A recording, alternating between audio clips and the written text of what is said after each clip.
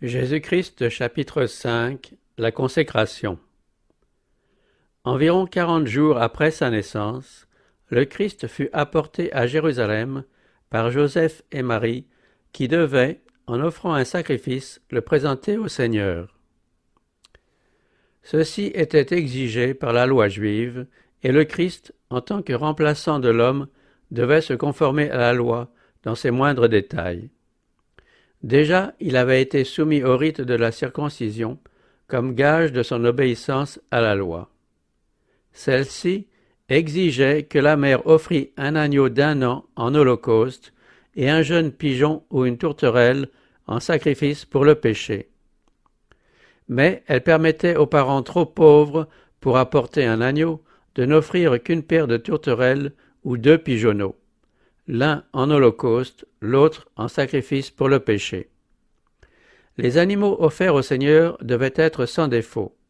Ils représentaient le Christ, et l'on voit par là que Jésus lui-même était exempt de difformité physique.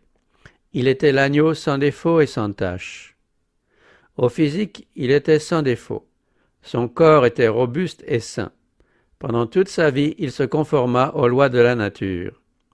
Au point de vue physique comme au point de vue spirituel, il fut un exemple de ce que Dieu voulait que toute l'humanité atteigne en obéissant aux lois divines. La coutume de consacrer les premiers-nés remontait à une haute antiquité. Dieu avait promis de donner le premier-né du ciel pour sauver le pécheur. Chaque famille devait reconnaître ce don par la consécration du premier-né, voué au sacerdoce, en qualité de représentant du Christ parmi les hommes. L'ordre de consacrer les premiers-nés fut renouvelé lors de la délivrance d'Israël hors d'Égypte. Alors que les enfants d'Israël étaient encore asservis par les Égyptiens, le Seigneur envoya Moïse auprès de Pharaon, roi d'Égypte, pour lui dire « Ainsi parle l'Éternel, Israël est mon fils, mon premier-né. Je t'avais dit, laisse partir mon fils, afin qu'il soit à mon service. Et tu as refusé de le laisser partir.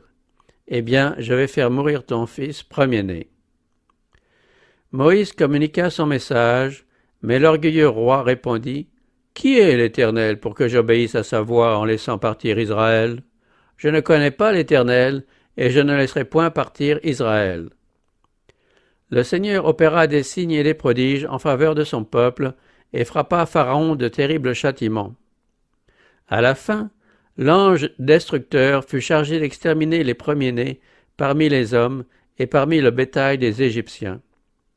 Les Israélites, pour être épargnés, devaient asperger avec le sang d'un agneau immolé les poteaux de leurs portes.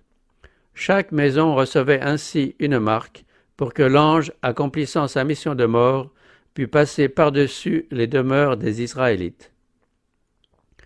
Après que le Seigneur eut frappé l'Égypte, il dit à Moïse « Tu me consacreras tout premier-né parmi les enfants d'Israël, aussi bien celui des hommes que celui des animaux, il m'appartient.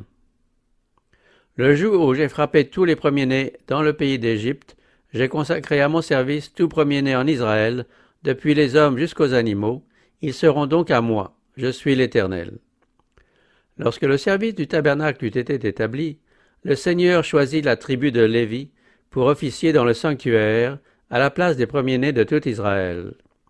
Mais l'on continua à considérer les premiers-nés comme appartenant au Seigneur et il fallait les racheter à prix d'argent. La présentation des premiers-nés acquit ainsi une signification particulière. Tout en servant de mémorial pour rappeler comment Dieu avait merveilleusement délivré les enfants d'Israël, elle annonçait une plus grande délivrance devant être accomplie par le Fils unique de Dieu. Ainsi que le sang répandu sur les poteaux des portes a sauvé le premier-né d'Israël, le sang du Christ peut sauver le monde. La présentation du Christ revêtait donc une profonde signification. Cependant, le prêtre ne vit pas ce qui était derrière le voile. Il ne sut pas déchiffrer le mystère. La présentation des enfants était une chose ordinaire. Jour après jour, chaque fois qu'un enfant était présenté au Seigneur, le prêtre percevait le prix du rachat. Jour après jour, il accomplissait la série de cérémonies requises, sans beaucoup s'occuper des parents ou de l'enfant, excepté dans les cas où il s'agissait de parents riches ou jouissant d'une haute position. Joseph et Marie étaient pauvres, et quand ils se présentèrent avec l'enfant, les prêtres ne virent qu'un homme et une femme, vêtus comme de simples Galiléens. Rien dans leur apparence n'attirait l'attention, et ils n'apportaient que l'offrande des pauvres gens. Le prêtre accomplit les cérémonies officielles. Prenant l'enfant, il le tint devant l'autel, puis, l'ayant rendu à sa mère, il inscrivit son nom, Jésus, sur le registre des premiers-nés. Il était loin de penser qu'il avait tenu dans ses bras, sous la forme de ce petit enfant, la majesté du ciel, le roi de gloire. Il ne pensait pas que cet enfant fût celui dont Moïse avait dit « Le Seigneur votre Dieu vous citera d'entre vos frères un prophète comme moi, vous l'écouterez en tout ce qu'il vous dira. » Il ne pensait pas que cet enfant fût celui dont Moïse avait désiré contempler la gloire. Le prêtre avait porté dans ses bras un plus grand que Moïse. Et quand il inscrivit le nom de l'enfant, il enregistra le nom de celui qui était le fondement de toute l'économie juive. Ce nom allait être l'acte de condamnation à mort de cette économie, car le système des sacrifices et des offrandes était en train de vieillir. Le symbole et l'ombre avaient presque rejoint la réalité. La Shekinah avait abandonné le sanctuaire, mais sous l'enfant de Bethléem se cachait la gloire devant laquelle les anges se prosternent. Ce petit être inconscient était la prospérité promise qu'annonçait le premier autel dressé à l'entrée de l'Éden, le Shiloh, le pacificateur. C'est lui qui s'était nommé à Moïse « Je suis ». C'est lui qui avait conduit Israël dans la colonne de nuée et de feu. C'est lui que les voyants avaient dès longtemps annoncé, le désiré de toutes les nations, la racine et le rejeton de David, l'étoile brillante du matin. Le nom de ce faible enfant, consigné sur le registre d'Israël comme l'un de nos frères, c'était l'espérance de l'humanité déchue. Cet enfant, pour qui l'on paya le prix du rachat, c'est lui qui devait payer la rançon pour les péchés du monde entier. Il était le vrai grand prêtre établi sur la maison de Dieu, le chef d'un sacerdoce non transmissible, l'intercesseur qui s'est assis à la droite de la majesté divine au plus haut des cieux. C'est spirituellement que l'on discerne les choses spirituelles. Dans le temple, le Fils de Dieu fut consacré à l'œuvre qu'il devait accomplir. Le prêtre vit en lui un enfant comme tous les autres enfants. Mais bien qu'il ne discernât rien d'inaccoutumé, l'acte par lequel Dieu avait donné son Fils au monde fut reconnu. À cette occasion, le Christ ne passa pas totalement inaperçu. Il y avait à Jérusalem un homme du nom de Siméon. Cet homme était juste et pieux, il attendait la consolation d'Israël, et l'Esprit Saint était sur lui. Il avait été divinement averti par le Saint-Esprit qu'il ne verrait pas la mort avant d'avoir vu le Christ du Seigneur. En entrant dans le temple, Siméon aperçoit une famille présentant au prêtre un premier-né. Tout en elle trahit la pauvreté. Pourtant, Siméon prête l'oreille aux avertissements de l'Esprit, et il a le sentiment très net que l'enfant présenté au Seigneur est la consolation d'Israël, celui qu'il a désiré voir. Aux yeux du prêtre étonné, Siméon paraît ravi en extase. Il prend l'enfant rendu au bras de Marie et le présente à Dieu, et son âme est envahie d'une joie inconnue auparavant. Il s'écrie, en élevant vers le ciel l'enfant sauveur, « Maintenant, Maître, tu laisses ton serviteur s'en aller en paix selon ta parole, car mes yeux ont vu ton salut, que tu as préparé devant tous les peuples, lumière pour éclairer les nations, et gloire de ton peuple, Israël. » Cet homme était animé de l'esprit de prophétie, et tandis que Joseph et Marie méditaient ces paroles à côté de lui, il les bénit et dit à Marie, « Voici, cet enfant est là pour la chute et le relèvement de beaucoup en Israël, et comme un signe qui provoquera la contradiction.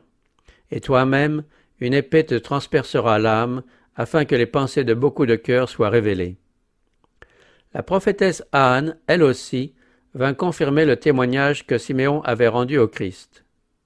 Tandis que Siméon parlait, le visage d'Anne resplendissait d'une gloire divine, et elle exprima la gratitude de son cœur pour avoir pu contempler le Christ le Seigneur. Ces humbles adorateurs n'avaient pas étudié en vain les prophéties. Mais ceux qui occupaient en Israël la position de chefs et de prêtres, quoiqu'ils eussent aussi devant eux les précieuses déclarations, ne marchaient pas dans les voies du Seigneur, et leurs yeux ne pouvaient donc contempler la lumière de la vie. Il en est de même actuellement. Des événements sur lesquels se concentre l'attention du ciel tout entier ne sont pas remarqués et passent totalement inaperçus des conducteurs religieux et de ceux qui adorent dans la maison de Dieu.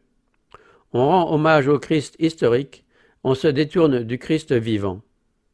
Pas plus aujourd'hui qu'il y a 1800 ans, on reconnaît le Christ dans ses appels au sacrifice, dans les pauvres et les malheureux qui implorent du secours, ou dans une juste cause entraînant la pauvreté, les peines et l'opprobre.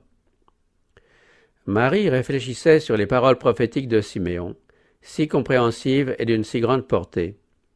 Elle regardait l'enfant qui reposait sur son sein, se rappelant les paroles dites aux bergers de Bethléem, et son cœur débordait d'une joie reconnaissance et d'une radieuse espérance. Les paroles de Siméon faisaient renaître en son esprit les déclarations prophétiques d'Ésaïe. Un rameau surgira du tronc d'Isaïe, un rejeton naîtra de ses racines, l'Esprit de l'Éternel reposera sur lui, esprit de sagesse et d'intelligence, esprit de conseil et de force, esprit de connaissance et de crainte de l'Éternel. La justice sera la ceinture de ses reins, et la vérité sera la ceinture de ses flancs. Le peuple qui marchait dans les ténèbres a vu briller une grande lumière, et la lumière a resplendi sur ceux qui habitaient le pays de l'ombre de la mort. Car un enfant nous est né, un fils nous a été donné, l'empire a été posé sur son épaule. On l'appellera le conseiller admirable, le Dieu fort, le Père d'éternité, le Prince de la paix. Cependant, Marie ne comprenait pas quelle était la mission du Christ. Siméon avait déclaré qu'il serait la lumière des gentils aussi bien que la gloire d'Israël. Les anges avaient également proclamé la naissance du Sauveur comme un sujet de joie pour tous les peuples.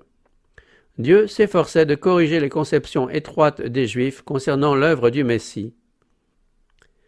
Il voulait qu'on vît en lui non seulement le libérateur d'Israël, mais aussi le rédempteur du monde. Mais bien des années devaient s'écouler avant que la mère de Jésus elle-même fût capable de comprendre la mission de son Fils. Marie pensait au règne futur du Messie sur le trône de David, mais elle n'apercevait pas le baptême de souffrance qui devait en être le prix. Siméon montra par les paroles qu'il adressa à Marie que le Messie ne devait pas se frayer un passage facile à travers le monde. « Et toi-même, une épée te transpercera l'âme. » La tendre pitié de Dieu fait ainsi pressentir à la mère de Jésus l'angoisse qu'elle commence à éprouver par amour pour lui. Siméon avait dit « Voici, cet enfant est là pour la chute et le relèvement de beaucoup en Israël et comme un signe qui provoquera la contradiction. Il faut tomber pour se relever. Nous devons tomber sur le rocher et nous y briser si nous voulons être élevés en Christ. Le moi doit être détrôné, l'orgueil doit être abaissé, si nous voulons participer à la gloire du royaume spirituel. Les Juifs repoussaient les honneurs qu'il fallait payer par l'humiliation. Ils ne voulurent pas recevoir leur Rédempteur. Jésus fut pour eux un signe de contradiction. C'est ainsi que les pensées du cœur de beaucoup seront révélées. À la lumière de la vie du Sauveur, tous les cœurs sont dévoilés, depuis celui du Créateur jusqu'à celui du Prince des Ténèbres. Satan a montré Dieu comme un être égoïste et tyrannique, exigeant tout, ne donnant rien, se servant de ses créatures uniquement pour sa propre gloire, sans rien faire pour leur bien. Mais le don du Christ fait connaître le cœur du Père. Il atteste que les projets que Dieu a formés en notre faveur sont des projets de paix et non de malheur. Il montre que si la haine que Dieu éprouve pour le péché est aussi forte que la mort, son amour pour le pécheur est plus grand que la mort. Après avoir entrepris l'œuvre de notre rédemption, il n'épargnera rien de ce qui lui est cher pour achever son œuvre. Aucune vérité essentielle à notre salut n'est refusée, aucun miracle de grâce n'est négligé, aucun moyen divin ne reste sans emploi. Une grâce est ajoutée à une grâce, un don à un don. Tout le trésor du ciel s'ouvre pour ceux qu'il veut sauver. Ayant rassemblé les richesses de l'univers et déployé les ressources de sa puissance infinie, il remet tout entre les mains du Christ en lui disant « Tout ceci est pour l'homme. Use de ses dons pour lui apprendre qu'il n'y a pas de plus grand amour que le mien sur la terre ou dans les cieux. » C'est en m'aimant qu'il trouvera son plus parfait bonheur. À la croix du Calvaire, l'amour et l'égoïsme se dressent face à face. Là, ils ont, l'un et l'autre, leur couronnement. Le Christ n'a vécu que pour soulager et bénir. En le mettant à mort, Satan démasque la malignité de sa haine envers Dieu et son véritable but, détrôner Dieu et détruire celui en qui se manifeste l'amour divin. C'est aussi par la vie et la mort du Christ que les pensées des hommes sont mises en lumière. La vie de Jésus, depuis la crèche jusqu'à la croix, nous invite à nous livrer et à participer à ses souffrances. C'est elle qui dévoile les pensées des hommes.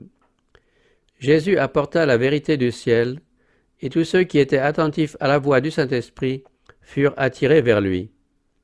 Les adorateurs du moi ressortissaient au royaume de Satan. Par l'attitude prise à l'égard du Christ, chacun fixe sa position et prononce ainsi sa propre sentence. Au jour du jugement final, toute âme perdue comprendra pourquoi elle a rejeté la vérité. Même l'esprit obscurci par la transgression saisira le sens de la croix. Les pécheurs seront condamnés par la vue du calvaire et de sa mystérieuse victime. Tout prétexte mensonger sera balayé. Le caractère odieux de l'apostasie humaine se montrera. Les hommes verront quel aura été leur choix. Toutes les questions de vérité et d'erreur, agitées au cours de la controverse des siècles, seront alors éclaircies. Au jugement de l'univers, Dieu sera pleinement justifié en ce qui concerne l'existence et la permanence du mal. Il sera démontré que les décrets divins n'ont en aucune façon favorisé le péché. Rien n'était défectueux dans le gouvernement de Dieu, rien n'était de nature à causer du mécontentement. Quand seront révélées les pensées de tous les cœurs, fidèles et rebelles s'uniront pour déclarer « Tes voix sont justes et véritables, roi des nations. Seigneur, qui ne craindrait et ne glorifierait ton nom? Parce que tes décrets de justice ont été manifestés. »